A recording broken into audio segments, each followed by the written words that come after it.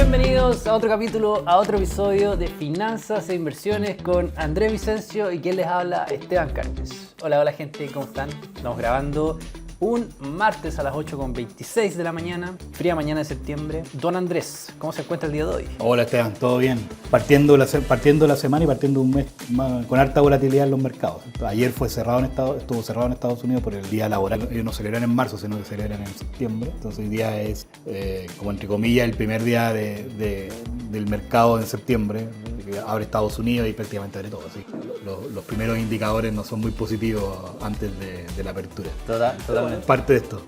Sí, como tú mencionabas, los futuros están abriendo súper negativos y bueno, vamos a tratar de comentar un poquito con Andrés qué diablos está pasando. En el capítulo de hoy vamos a hablar en particular sobre la diferencia entre la inversión activa y la inversión pasiva, pero antes queremos mencionar algunos temas que están revolviendo el gallinero, por decirlo así, en el mercado. Entonces, esta semana tenemos datos de empleo. Recordemos que los datos laborales han salido más o menos malitos, entonces con las correcciones que se han hecho. Entonces, la Fed, la Reserva Federal, va a estar mirando este dato con mucha atención para ver cuál va a ser la consecuencia en la tasa política monetaria. Recordemos que la tasa política monetaria es la que afecta a los activos en la valorización de los activos.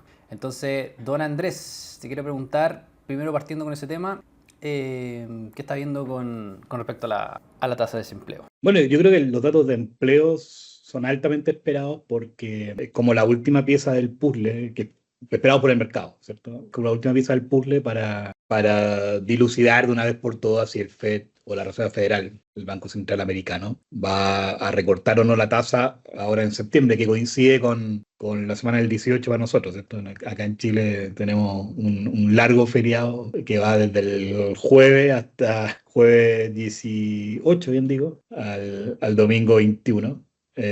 Y porque se celebran fiestas patrias, ¿cierto? Bueno, porque justo esa semana, esos días, tenemos la reunión de la Reserva Federal y tradicionalmente septiembre es un mes no con una mala, una mala rentabilidad, no, pero sí con alta volatilidad, ¿cierto? Alta incertidumbre en torno al dato. Y como te decía, para esta reunión, el dato de esta semana, el dato de empleo de esta semana va a ser crucial porque de alguna manera va a dar esas luces al mercado. Ahora, yo dudo que la Fed, la Reserva Federal, vaya a tomar alguna decisión por el dato de empleo. Yo creo que la decisión de alguna manera ya está zanjada, ¿cierto? Pero hay hartas variables que han ido cambiando un poco. El otro día salieron los datos de inflación, los datos que mira la Reserva Federal, ¿cierto? Los que se llaman los PCE, que son los datos que se obtienen digamos, de las cuentas nacionales, digamos, de toda la economía, ¿cierto? Y mostraron Consumo privado. Claro, y mostraron que la inflación viene con algunos sesgos al alza en los últimos datos, sobre todo la inflación que es o que debería moverse menos, ¿cierto? Entonces, bueno, le echa la culpa a las tarifas y que las tarifas están efectivamente generando más inflación. Entonces hay una parte de los analistas que dice, mira, no deberíamos tener recorte de tasas de interés todavía. Por otra parte está Trump y toda la tropa de seguidores, ¿cierto?, de que opinan lo contrario, de que habría que bajar las tasas ya. Pero bueno, tenemos esa disputa esta semana, ¿cierto? O que va a continuar al menos hasta mediados de septiembre, cuando sea la reunión de la Reserva Federal, pero que claramente, ¿cierto?, le mete harta volatilidad y por eso hoy día los futuros quizás están negativos, ¿cierto? En parte por eso, por todo el tema que estamos viendo. Además, hay que considerar que tenemos otros dos frentes. Uno la judicialización de las tarifas. En varias cortes de Estados Unidos se está colocando este tema, ¿cierto? Se está diciendo, mira, hay indicios de que esto es ilegal, etcétera. Y además tenemos el problema de Trump con la Reserva Federal, ¿cierto? Al querer sacar a los gobernadores, Lisa Cook, una de ellas, ¿cierto? Que al parecer ya está fuera. Bueno, hay todo un tema ahí también que le mete harto ruido al mercado. Sí, recordemos que también hay uno que renunció, hay un personero de la Fed, del Reserva Federal, que renunció antes de que terminara su mandato. Entonces ahí ya el mercado está pensando que va a poner a alguien como pro-Trump y ahora está presionando a Lisa Cook. Powell termina su periodo, ahí está tratando de armar como un círculo que lo favorezca a él, porque trata de presionar un poquito desde dentro, porque ya parece que tratar de despedirlo es algo que atenta directamente contra la institucionalidad. Claro, porque la idea es un poco colocar, como tú dices, gente como de su sector, o de su opinión, porque recuerden que Trump es de la idea hace mucho tiempo de que se debió haber bajado la tasa de interés. Ahora, la tasa de interés no se ha bajado porque la inflación no ha bajado tampoco del todo. Claro. Y tampoco, o sea, uno podría argumentar que, bueno, la inflación no ha bajado, pero el desempleo se ha deteriorado. Pero el desempleo tampoco se muestra tan deteriorado. Por eso te comentaba que el dato de esta semana de empleo de alguna manera va a ser crucial para poder efectivamente tener claridad si es que el empleo está o no destruido, por decirlo de alguna manera, y se justifica con una baja de tasa, porque dado que no puede bajar la tasa porque la inflación no ha llegado a la meta, pero sí ha bajado harto respecto a lo que teníamos en 2022, 2023. Bueno, probablemente entonces está el argumento del empleo, que el empleo se está deteriorando y eso hace necesario bajar la tasa. Así que vamos a tener unos días bien revueltos y bien inciertos, ¿cierto? Antes de la reunión de septiembre, que entiendo que es el 18 mismo, o debe ser el 17 en realidad. 17 de septiembre creo que es la reunión del FED. Entonces vamos a tener harto ruido a la espera, ¿cierto? De ese recorte de tasas de interés, o probablemente no recorte, ¿cierto? Totalmente, estoy buscando cuándo es 16, 17. 17 entonces, claro. Va a ser el 17 cuando estemos saliendo, aquí en Chile al menos, a celebrar las fiestas patrias. Saliendo a celebrar medio nervioso o feliz si es que hay una baja tasa. Claro, claro. Oye, Andrés, pasemos al siguiente tema. El siguiente tema es un artículo del Economist que empieza el debate entre los académicos, como tú bien, además eres académico ahí financiero, te gusta mucho todo lo que es la teoría financiera. Empezó este debate porque, primero pongamos un poquito de contexto. Existe algo que se llama la navaja de Occam, que viene de un monje del siglo XIV, que él sostenía que al final la mejor explicación de un fenómeno era la forma más simple posible. Entonces, hay algunos economistas que siguen esta línea y tratan de hacer modelos de, por ejemplo, cómo el comportamiento de los activos financieros de una forma simple, pero ahora recientemente están saliendo otra corriente, o quizás ya existía de antes, que lo que hacen se están apalancando un poco en la inteligencia artificial para poder procesar una mayor cantidad de datos y hacer modelos más complejos. Ahora, Andrés, ¿qué opinas tú con respecto a esto? ¿Crees que ¿O cuáles son los pros y los contras? ¿Crees que esto viene a cambiar el paradigma de de la simplicidad que eran los modelos antes? Bueno, digamos, una obsesión en el mercado financiero dentro de los analistas financieros por muchos años, muchas décadas, ha sido precisamente poder predecir los mercados, ¿cierto? Hacia dónde va el IPSA, hacia dónde van los bonos, hacia dónde va la tasa de interés, ¿cierto? La economía. Es una obsesión que hay hace muchos, muchos años en la industria y obviamente también en parte de la academia, ¿cierto? Por ahí también es bastante común esa impresión que hay de que los economistas no sirven para predecir nada. Entonces, yo estoy de acuerdo, o sea, los economistas no somos Yo igual predictores estoy de de nada. acuerdo, igual me sumo. Sí, yo también me subo a eso. Y en general no, ni para predecir el PIB ni la inflación, pero tampoco para predecir hacia dónde va el IPSA, etcétera. Entonces hay una obsesión importante hace muchos años y la academia ha aportado con notados economistas, slash financieros, ¿cierto? Que han trabajado en modelos de predicción o variables que ayudan a predecir, etcétera. Esto lo hemos conversado en un capítulo anterior, hablamos un poco de qué es el precio, ¿cierto? Cuáles son las variables que mueven los precios de los activos financieros. Y hablábamos de que existen dos grandes grupos de variables. Pues está el grupo de variables, o está la variable, ¿cierto? Si uno está pensando en la acción, está la variable, ¿cierto?, de predecir cuáles son las utilidades de la compañía y por tanto los dividendos que reparte esa acción, ¿cierto? Lo que te llega como a fin de año como accionista. Y por otro lado, ¿cierto? Bueno, y en los bonos sería cuáles son los pagos de los intereses, etcétera, de prestar esa cantidad de plata o X cantidad de plata. Los Y flujos. además esa es una línea y la otra línea, ¿cierto?, es la tasa de interés, pues la tasa de interés con la que se descuentan esos flujos, ¿cierto? Entonces, si las tasas de interés son muy altas, ¿cierto?, por lo general los activos de riesgo se les exige mucho más retorno en el futuro. Entonces, para mí aquí la navaja de Occam, creo que lo estoy pronunciando bien, es poder entender esas dos tendencias, ¿cierto? Tanto cuántos son los dividendos o cuántos son los intereses que paga la deuda, los dividendos que pagan las acciones y cómo se comportan las tasas de interés. A mí no hay más que, o sea, esa es toda la ecuación. Ahora, predecir ambas cosas es súper complicado, no es fácil, ¿cierto? Uno puede tener ideas, pero nunca le achunta al valor exacto. Tampoco es la idea de achuntarle al valor exacto, ¿cierto? Uno trabaja más bien, nosotros lo hacemos así, por lo menos trabajamos más bien con tendencias, cuáles son las tendencias del IPSA, cuáles son las tendencias de las acciones americanas, etcétera. Pero lo que ha ocurrido hace algunos años atrás, con toda la llegada de la inteligencia artificial, los procesadores más rápidos, Python, y etcétera, etcétera, es que la capacidad de procesar información ha crecido exponencialmente. Y entonces hoy día tenemos, y además el acceso a datos, el acceso a información, como hoy día está todo, ¿cierto? Está todo documentado online, por así decirlo. También el acceso a datos, a información también ha crecido, ¿cierto? Antes era mucho más difícil conseguir datos, hoy día es mucho más simple conseguir datos porque está todo digitalizado, ¿cierto? Por ejemplo, si tú, hoy día, no sé, pues si tú tienes un auto con patente X y pasas por los pórticos en las autopistas que tienes que pagar tu peaje y que son digitales, alguien puede precisamente saber dónde fuiste, ¿cierto? A qué hora pasaste, cuáles son tus tiempos de viaje, cuánto te demoraste de pórtico a pórtico, por tanto, saber qué velocidad iba. Esa información hace 30, 40 años atrás no existía o era muy difícil de poder recabar, ¿cierto? Hoy día es mucho más simple. Por eso no es de extrañar que en China, ¿cierto?, tengan tantas cámaras, ¿cierto?, y sean capaces de alguna manera entre comillas, de poder controlar mejor el crimen, etcétera. Bueno, entonces como hay tanta información y hay tanta capacidad o hay mayor capacidad de procesar esa información, está toda esta idea de que los modelos tienen que ser aún más complejos para poder predecir mejor, ¿cierto? Y al final esa es como la idea central de esto. O sea, dame más datos, dame más información, la voy a procesar de manera distinta o manera más rápida o como sea, y voy a tener una mejor predicción de los mercados financieros.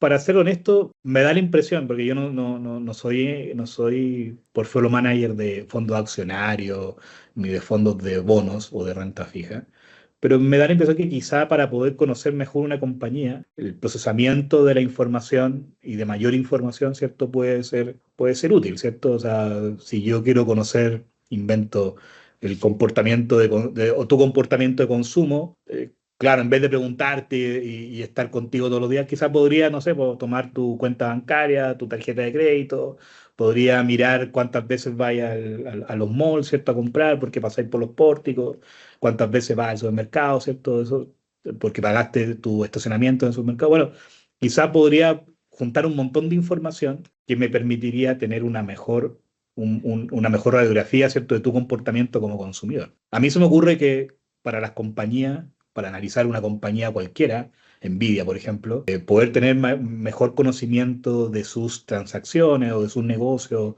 o de cuánto vende a China, etcétera, quizás te permite conocer mejor la compañía y por tanto poder predecir o entender mejor el comportamiento de las utilidades, para dónde van, etcétera. Lo mismo pasa para la renta fija, ¿cierto? Si yo quiero conocerte como deudor. Pero, entonces, claro, ahí en esos dos campos generales, yo creo que sí, más información puede aportarte a mejor conocimiento, que es muy distinto a mi juicio de poder predecir hacia dónde va esta cuestión. Una cosa es que te conozca mejor, otra cosa es que pueda predecir cuál es tu Claro. comportamiento de consumo.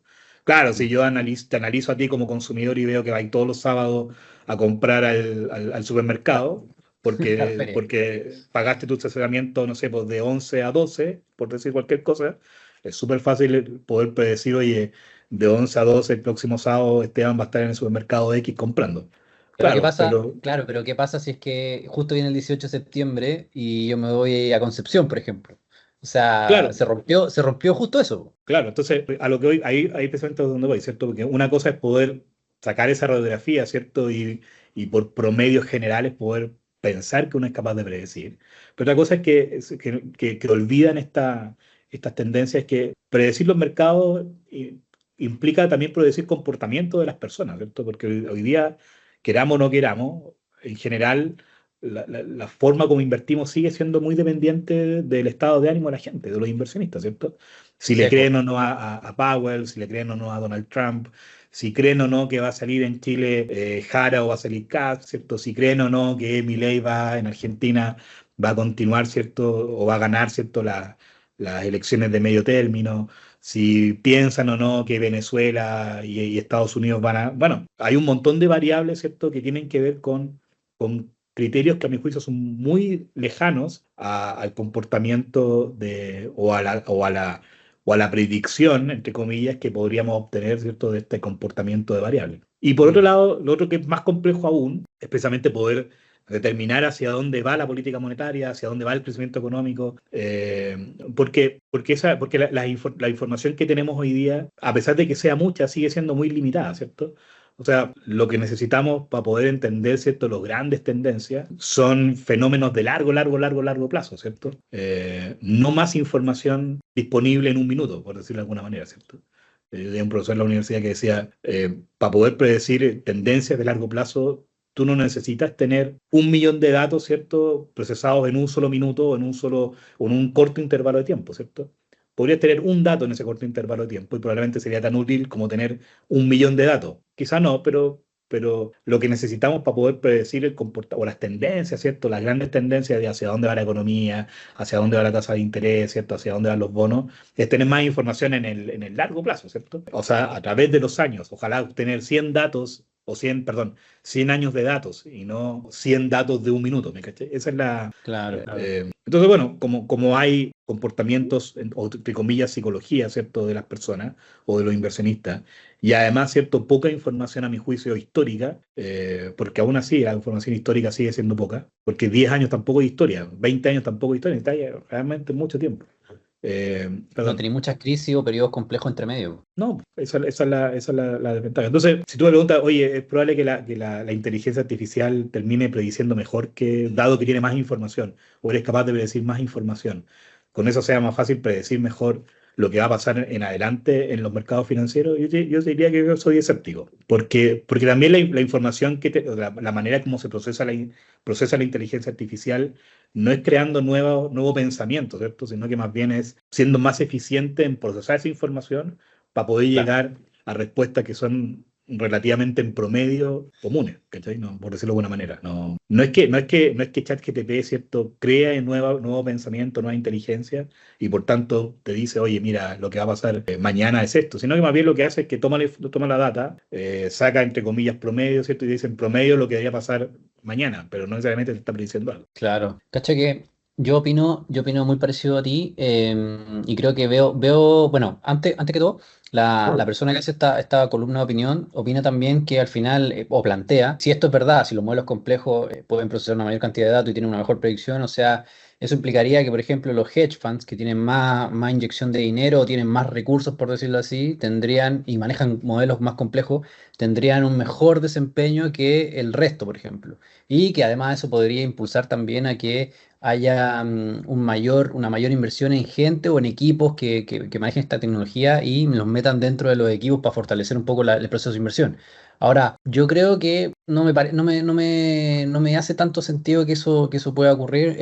Y aparte lo que tú mencionás, lo que conversáis acá, es que la data es poca, entonces al final, si tú ocupáis, no sé, por ejemplo, los últimos 10 años, te concentráis excesivamente en un periodo de tiempo que tuvo unas ciertas condiciones en particular, y si no miráis, y si no tenéis los datos de mucho más tiempo, donde pasaron otro set de cosas, la gente se comportó de forma distinta, vaya a quedar ultra capturado por esa forma de cómo se comportó. Entonces, o de esa data disponible en ese periodo de tiempo, donde pasaron un set de condiciones que son únicos de ese periodo de tiempo. Entonces, por otro lado, me pasa también que yo creo que es más como algo comercial y del momento, de que al final a todo lo que tú sí, inteligencia artificial, lo ven como que tiene que ser absolutamente cierto de que sea mejor a lo que se hacía antes.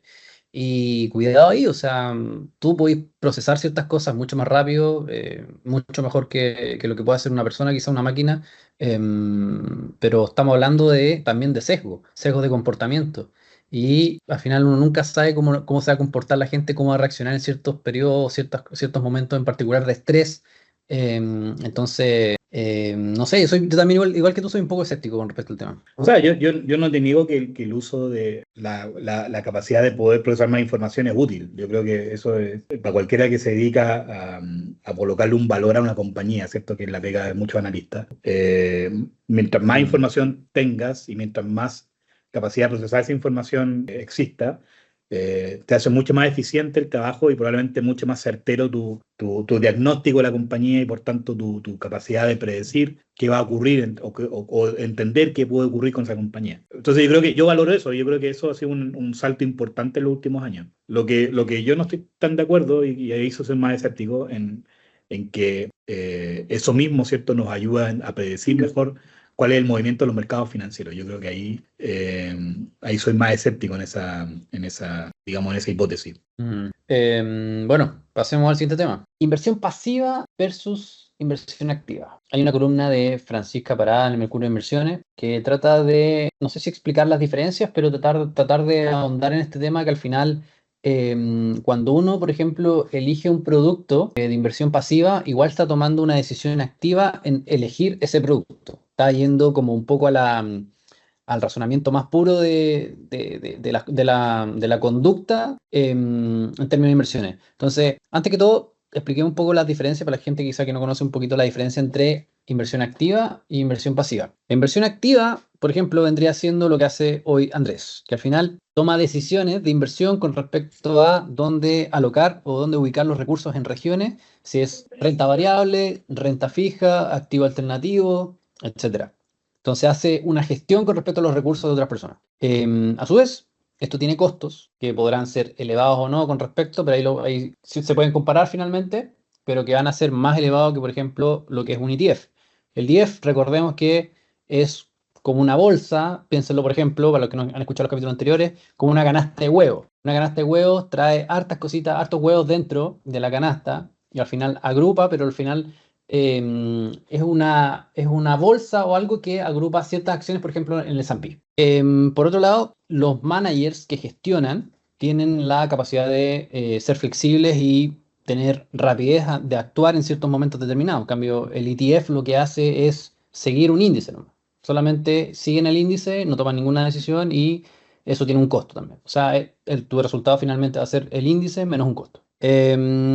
También en el caso del manejo activo, tiene este manejo de un experto, una persona que ha vivido generalmente crisis o distintos periodos, ha tenido que vivir esta experiencia, sufrir caídas en algunos casos, que son considerables, y tomar decisiones al respecto. O sea, esa experiencia es bastante valiosa en comparación, por ejemplo, con gente que invierte solamente en ETF, porque de repente, o sea, hay gente que dice, ok, yo invierto en ETF a largo plazo y me da lo mismo si cae o sube el mercado, pero de repente está ultra demostrado que al final las personas se ponen temerosas y en muchos casos venden y pierden plata. Y por otro lado, el manejo activo también tiene una diversificación que es distinta a los ETF, por ejemplo, esta inversión pasiva. Los ETF diversificado con respecto a un índice, con respecto a una referencia, pero por ejemplo el manejo activo diversifica en función a lo que son las mejores ideas que ellos tienen con respecto a este índice. O sea, por ejemplo, pueden tomar una posición activa y decir, yo no voy a estar, por ejemplo, en Nvidia porque Nvidia está muy cara. Entonces, cuando pasen, por ejemplo, en algún caso, situaciones donde cae mucho el mercado, ellos no van a estar parados en Nvidia y van a caer menos, por ejemplo. Don Andrés, ¿qué opina con respecto a esto? Bueno, yo creo que quizá va a ser un poquito de historia. Yo creo que el concepto de inversión pasiva activa o la disputa entre inversión pasiva activa comenzó con fuerza en las acciones norteamericanas, ¿cierto? Porque la idea, como tú bien decías, era que, o la idea central era que los fondos mutuos americanos, o sea, de acciones americanas, ¿cierto? Que elegían, no sé, pues de las 500 compañías, por ejemplo, de Standard & Poor's elegían, no sé, 100, recurrentemente no eran capaces de vencer el índice que era el de las compañías, o sea, del S&P 500, ¿cierto? Entonces, habían fondos, de hecho hay un paper que no recuerdo el nombre, pero habían fondos de que cierto año le iba bien, pero el año siguiente le iba mal, ¿cierto? No había como una especie de consistencia de que permanentemente le fuera bien alguna estrategia o algún fondo. Y la conclusión del paper era, bueno, al final del día, si tú haces como un promedio general de todos estos fondos, tienden a irles peor que al índice. Por tanto, como no podemos invertir en índice, la manera de invertir en un índice es a través de los ETF. Entonces están los fondos mutuos, que seleccionan algunas compañías o algún grupito chico de compañías, ¿cierto? Que tratan de vencer al índice, que en este caso es el Standard Poor's. Y por otro lado está el ETF, ¿cierto? Que replica el índice, que replica las 500 compañías del índice. Y bueno, ahí es lo mismo, ¿cierto? Entonces tú no te compras el índice, sino que te compras el ETF, que al final es como un fondo mutuo también, pero tiene más liquidez, etc. Perdón, una pequeña acotación. En 15 años, los fondos que replican o que siguen o que compiten con el S&P solamente el 10% le ha ganado en un plazo de 15 años. Esto Claro, es el claro. famoso SPIVA, que tú te lo puedes buscar en Google, SPIVA, con B corta. Claro, entonces esa idea se extendió para todas las clases de activos, cosa que a mi juicio es equivocada. Entonces se extendió esta idea de que, bueno, entonces si en Estados Unidos es incapaz, los fondos son incapaces de vencer el índice, entonces en todos los mercados, ¿cierto?, ocurre lo mismo. Y claro, está la otra diferencia de los costos que tú decías, que los fondos en general son más caros que los ETF, porque obviamente hay gestión detrás, ¿cierto? Y eso se extendió a todas las clases de activos, o sea, a la acción europea, a la acción emergente, a la renta fija, etcétera, etcétera. Pero la verdad que lo que también muestra la literatura, y esto no te lo dicen tan fuerte porque obviamente no conviene, bueno, a muchos sectores no les conviene, es de que en el resto de los mercados, sobre todo el mercado emergente, los ETF no son necesariamente mejor, o los índices, ¿cierto? No son necesariamente mejor que la administración activa, ¿cierto? Pasa lo contrario que en Estados Unidos. Entonces, lo que se ha indagado poco, a mi juicio, es tratar de entender por qué en Estados Unidos sí ocurre y por qué en el resto de los activos fuera de Estados Unidos, fuera de las acciones en particular, porque incluso en la renta fija americana, ¿cierto? Es fácil encontrar fondos que les ganen a los índices o a los ETF. Entonces, es como un fenómeno muy concentrado en acción americana. El resto no es así. A mi juicio no se ha indagado mucho, o al menos yo no conozco, quizás sí se ha hecho, pero yo no lo conozco. No se ha indagado mucho en entender por qué ocurre eso en Estados Unidos y por qué fuera no ocurre. Entonces, ¿qué pasa? Que al final del día la gente cree que comprar ETF, por ejemplo, en Chile, es mucho mejor que comprar el fondo para ganar la Lipsa, o comprar ETF, ¿cierto?, en mercado asiático, ¿cierto? Es mucho mejor que comprar los fondos de los mercados asiáticos, y ocurre que el resultado final es todo lo contrario, ¿cierto? En general hay más consistencia en la inversión activa, hay mejores desempeños en la inversión activa, etcétera, etcétera. Entonces, a mi juicio, es cierto, la inversión pasiva ha tomado fuerza, la inversión pasiva sí le gana a la inversión activa en Estados Unidos, pero fuera de las acciones, ¿cierto?, es bastante cuestionable. Mira, yo a eso también podría agregar que, bueno, cuando seleccionábamos fondos ahí con Andrés, sí verifico que al final la parte, por ejemplo, de Asia emergente, había muchos fondos que le ganaban al índice. Como que en ese sentido tú elegías ahí un fondo de lo mejorcito, obviamente, y sí o sí tenías desempeños que iban a ser mejores que el índice. Ahora, Claro. sí, es verdad, como que te encuentro la razón en el sentido que al final como que se generalizó un poco, como que se abusó de este como ya, en Estados Unidos pasa esto, para todo el mundo pasa lo mismo. Pero hay otra cosa que la gente no se da cuenta, que es el tema del asset allocation, po. O sea, lo que tú veis, po, que el hecho de que uno puede ir moviendo los porcentajes de cuánto pesa en Estados Unidos dentro del portafolio, cuánto pesa Chile, cuánto pesa Latinoamérica, Asia. Y eso también genera valor en el hecho, porque por ejemplo, si tú estuviste con un poquito más cargado en Chile durante este último año, o sea, tuviste una rentabilidad increíble. Y si aparte de eso le metiste un fondo, por ejemplo, de administración activa, que sí les fue bien, porque hay algunos que muy buenos que les va bien, derechamente le podría haber sacado un 7% o quizá más en rentabilidad. Entonces, igual es una diferencia importante.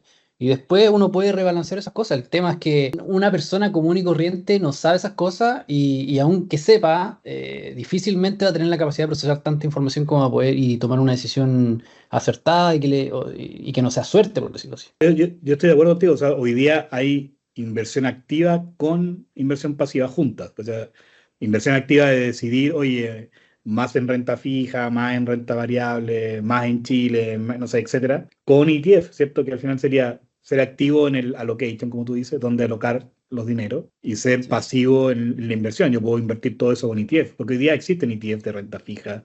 La semana pasada hablábamos de que en Chile se sí, había lanzado, ¿cierto?, un ETF de Singular, ¿cierto?, que era bastante, o sea, en este caso era de asset allocation, o sea, de renta fija y renta variable, ¿cierto? Pero al final del día invertía, ¿cierto?, también en ETF pasivos, o que siguen un índice, ¿cierto?, etcétera. A eso se refiere pasivo, o sea, que no hay una decisión de inversión detrás, sino que simplemente dice, ya, yo voy a seguir el IPSA y por tanto replico el IPSA con las acciones que tiene o los porcentajes que tiene. Pero claro, como tú dices, también hoy día se ha puesto de moda esto de invertir activamente con ETF, que sería invertir activamente con inversión pasiva. Y eso requiere, como tú bien dices, otro tipo de habilidades también, porque hay que, un poco lo que hablamos delante, ¿cierto? Predecir los mercados, tratar de entender hacia dónde van las tendencias. No es que se puedan predecir los mercados, sino que en realidad lo que uno hace es que trata de entender si la tendencia que está observando, ¿cierto?, se mantiene, se exacerba, etcétera. claro.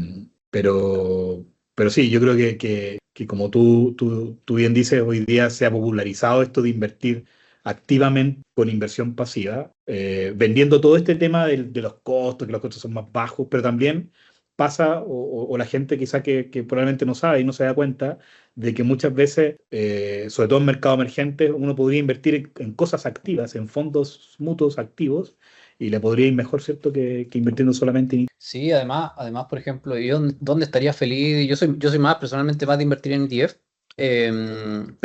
pero también haciendo esta como distribución de asset allocation, pero donde estaría feliz, por ejemplo, de ir a fondo mutuo en el hecho, por ejemplo, de renta fija, que hay pocas alternativas, muy pocas alternativas y los managers pagando una cierta comisión de los fondos, yo creo que perfectamente les puede ir mejor que el índice. O sea, a mí al menos me hace sentido dado que hay poca oferta y poca abanico de posibilidades, sin entrar en la parte de alternativos como de deuda privada y esas cosas. Oye, Andrés, Claro.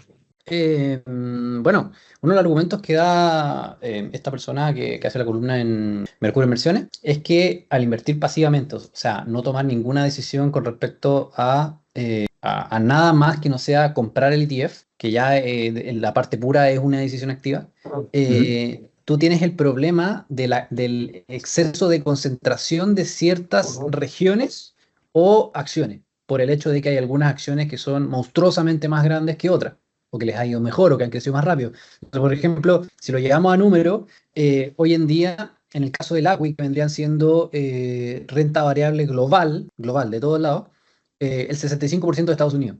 O sea, si tú estás negativo en Estados Unidos porque contrae que está muy caro, por ejemplo, o sea, tú compraste ese ETF y igual está ahí con un porcentaje gigante dentro de tu alocación de activos.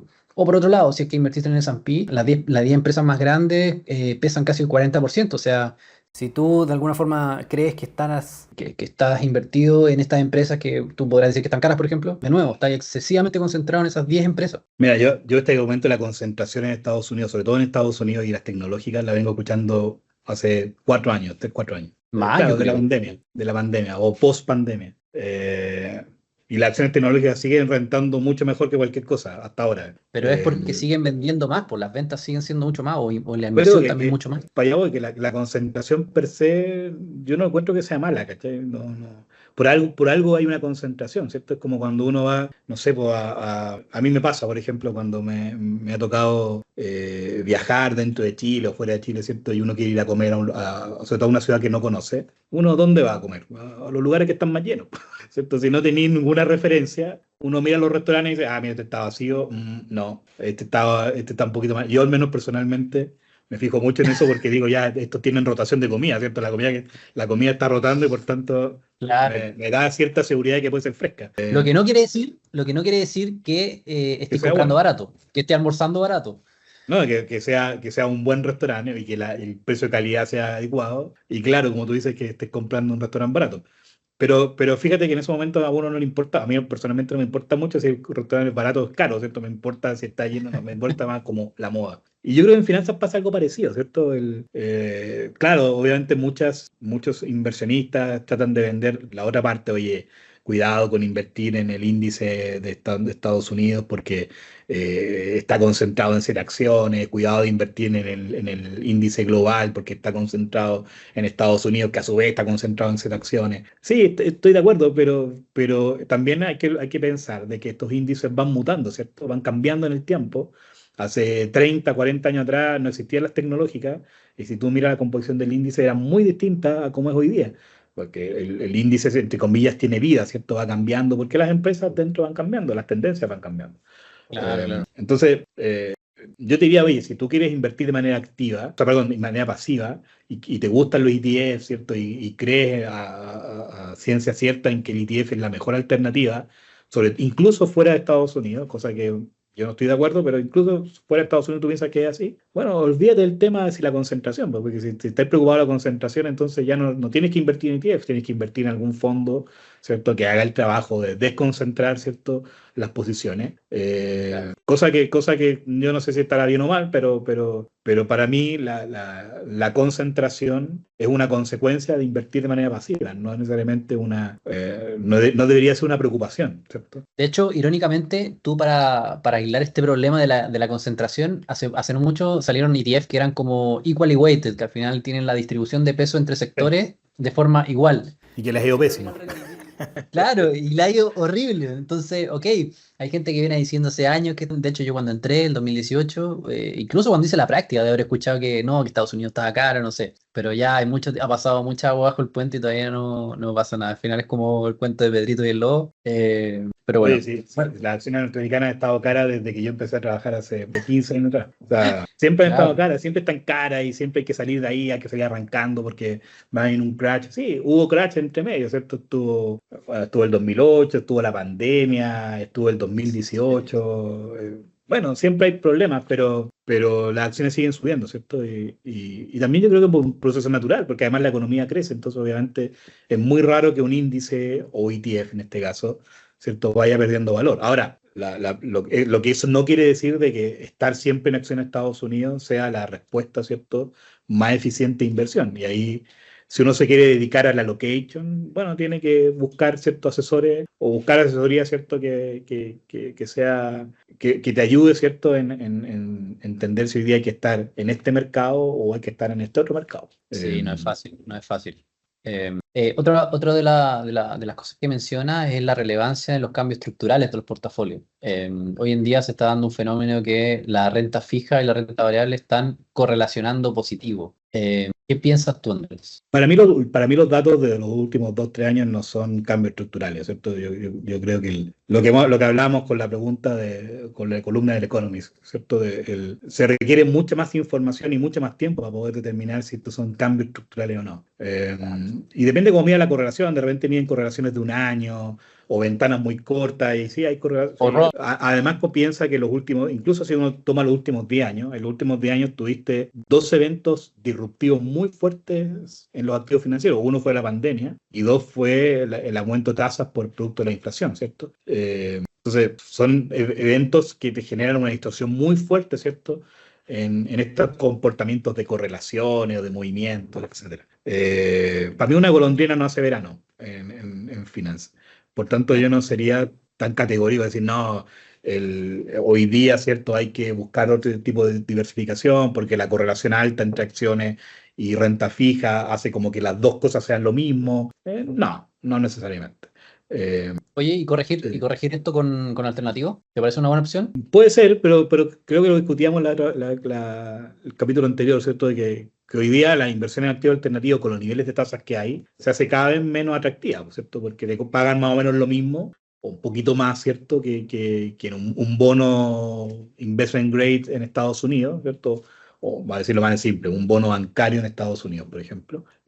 No sé si pagará un poco más o un poco menos, pero las tasas están más o menos parecidas. Y el problema de los alternativos es que hay que sacrificar liquidez, ¿cierto? Y ya lo hemos dicho en otros capítulos Sí. que para poder acceder a buenos alternativos hay que estar dispuesto a sacrificar harta liquidez. Entonces puede ser una alternativa, sí, pero primero hay que estar conscientes de que este tema de las correlaciones y que la renta fija y la renta variable y los cambios estructurales, para mí no es concluyente. Yo creo que falta mucha más información para poder decir que efectivamente hay un cambio estructural y que por tanto son dos cosas totalmente iguales y que hay que buscar diversificación en otros lados. Sí. Yo creo, Por otro al lado, menos lo que he visto yo este año, es que la renta fija ha seguido siendo protectora, ¿cierto?, de los activos de renta variable. Eso ha vuelto a ser así y el año pasado, el año anterior también fue así. Si la única vez que no fue así fue en el 2022 y parte del 2023, pero fue porque las tasas de interés se fueron a las nubes y porque sí, el pues ya había fenómeno que poca. estaba detrás de eso era distinto, que era el aumento de la inflación. Claro. Bueno, y también el otro argumento que dan por el tema de la volatilidad es que al final los activos alternativos no marcan precio tan seguido, po.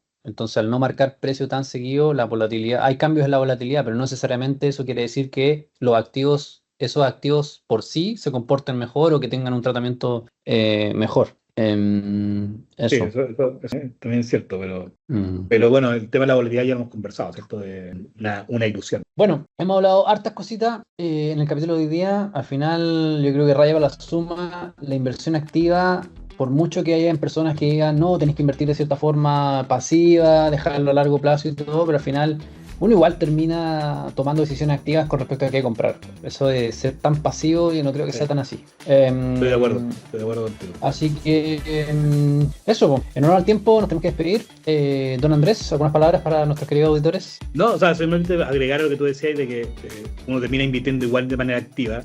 Yo agregaría que, ok, si usted va a invertir de manera activa, busque algo de asesoría. Eso es lo más importante, porque también se puede equivocar, ¿cierto? La decisión de si hoy día hay que estar en A o en B es compleja en el mundo financiero, no es tan fácil. Entonces hay que buscar, o sea, si usted lo va a hacer, bueno, busque asesoría. Claro, si usted se va a poner en campaña de hágalo usted mismo, mucho cuidado porque al final los mercados alcistas, ok, somos todos los mejores, pero cuando viene a la baja, afírmate. Así es. Bueno. Así que eso. Oye, muchas gracias a todos, a los auditores. Muchas gracias a todos quienes nos escuchan semana a semana. Estamos reencontrando la próxima semana. Nos vemos. Que estén bien. Chao, chao. Estén bien. Chao, chao.